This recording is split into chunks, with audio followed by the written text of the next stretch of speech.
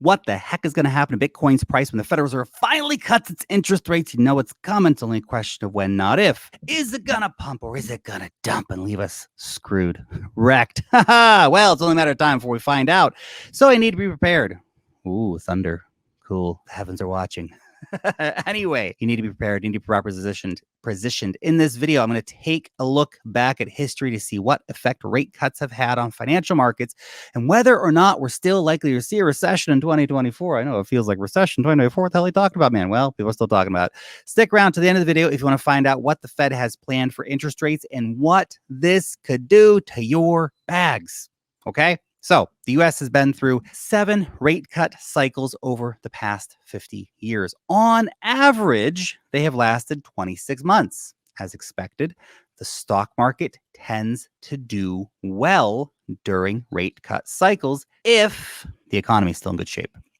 More spending means higher corporate profits, so stocks perform well. But the opposite is also true.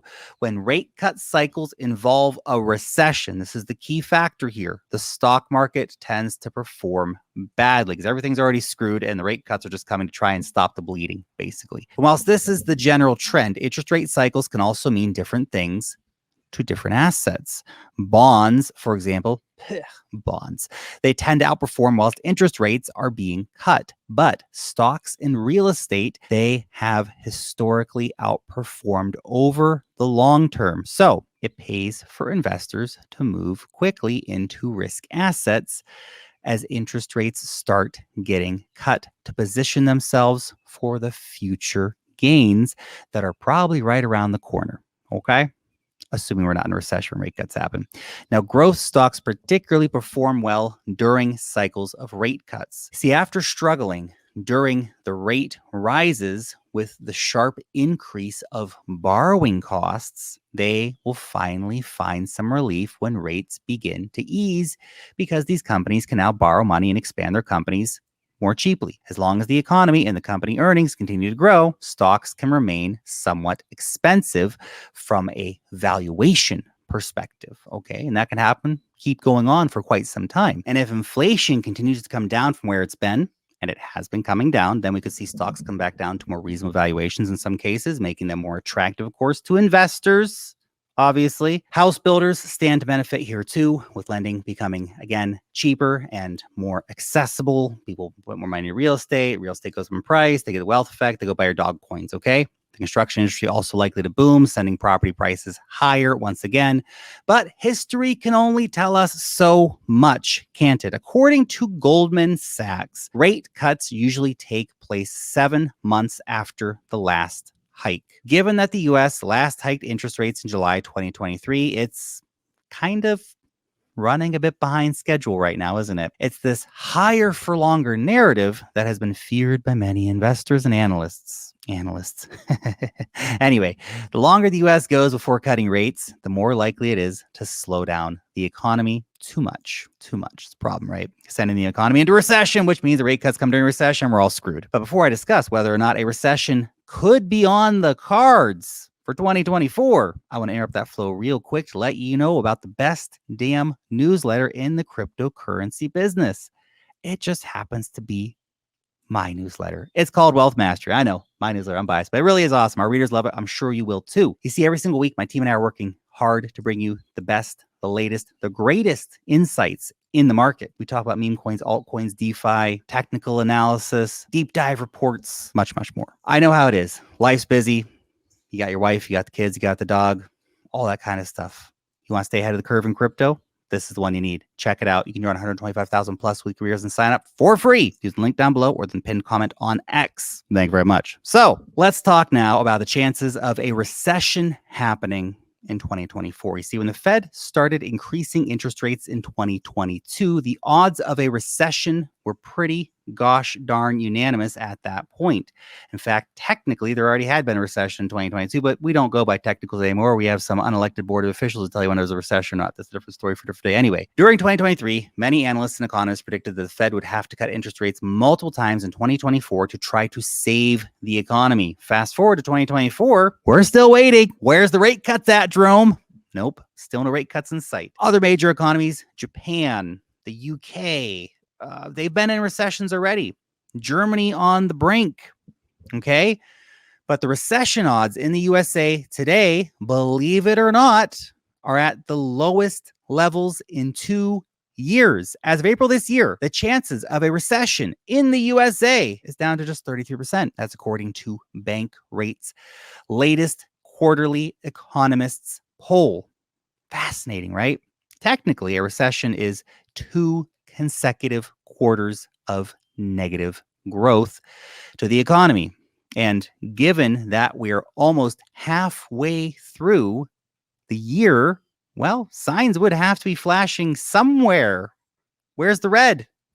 Where's the imminent doom at this point for a recession to unfold this year? It's not happening. Something that's going to have to get bad real fast. So it's feeling pretty unlikely for 2024. But if a recession were to rear its ugly head, then it's fair to say this would change the Fed's interest rate schedule. Now, if the Fed does indeed stay higher for too long, pushing the economy into a recession becomes a very real possibility. Okay, their backs are against the wall at a certain point here. They're going to have to cut rates just as aggressively as they hiked them in the first place. That's the danger right now, is the Fed will actually be the ones to cause the recession. Remember, the world is coming off the back of rock bottom rates. This has been the fastest hiking cycle in 40 years. Unprecedented shit going on here. So where are we at now with interest rates? Well, central banks like Canada, the European Central Bank, and actually quite a few others have already pivoted, and they started lowering rates by 25 basis points each. Not bad. For the ECB, it's quite a historic move. Now, with sticky inflation in the USA, it's still at 3.3% year on year as of May. The US is yet to pivot. Jerome wants more work on inflation done. It's keeping rates at a range of 5.25 to 5.5%, with the economy still growing at a good pace. Jobs markets are doing fine. Actually, they're back to pre-pandemic levels. Crazy, I know. The Fed still sees no need to rock the boat just yet. But it's an unexpected turn of events where we really are seeing the higher for longer narrative playing out. The question I think that every investor really wants to know right now is not when rate cuts are coming, but are we actually going to see any rate cuts at all in the USA this year? Maybe not. The latest from Fed Chair Jerome Powell is that he's opening the door for just one 25 basis point cut, which could come in September, which, by the way, in case you've been paying attention, is not going to be during a recession if that happens, because you're only going to have one quarter between now and then, and it's probably not going to be a recessionary one. So there you go. We need 2 quarters again to be in a recession. Now, that's 2 rate cuts less, by the way, than the quarterly forecasts back in March. With its dual mandate of inflation and economic growth, the Fed has to be seen as doing everything it can to get inflation down as much as possible. But eventually, the Fed will be forced to pivot no matter what inflation is. And the market is waiting for that to happen, especially with the election coming up in November. There'll be even more pressure on the Fed to cut. So what does all this mean for your crypto bags for Bitcoin, man? Well, you got to remember the Bitcoin moves in line with the global money supply, and more broadly with markets. And global liquidity just hit a new all-time high. The global M2 money supply recently reached a new high of 94 trillion. It's moving up. This is $3 trillion higher than when Bitcoin was at its 2021 all-time high of around $68,000. Liquidity's going up. Rate cuts are coming. Recessions aren't here. Things could be moving in the right direction. This could be the most important chart right now for Bitcoin. This indicator is flashing bullish like never before.